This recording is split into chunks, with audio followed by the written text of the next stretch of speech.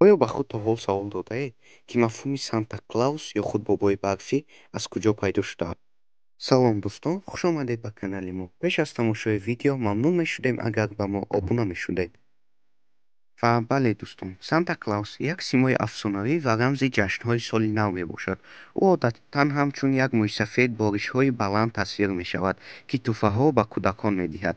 در فرهنگ‌های گوناگون نقش او گوناگون رمز ملی تاجیکی در تاجیکستان بابای برفی از فرهنگ روسی تأثیر گرفته است، اما با عنعنه‌های ملی مطابق کرده شده است. او اکثر وقت با موسیقی، رقص شادی و ارچه سال نو علاقمند است. برای کودکان و کلانسالان بابای برفی نشانه مهربانی و آغاز خوش سال نو میباشد.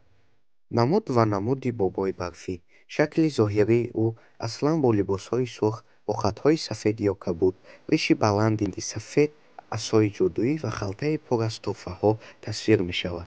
اساساً کلمه سانتا کلاوس از نام سنت کلاوس گرفته شده است که در عصر پنج در اروپا زندگی میکرده است و خیلی شخص خیرخواه بود. و کانال ما ابونه شوید، معلومات های جالب خیلی زیادند.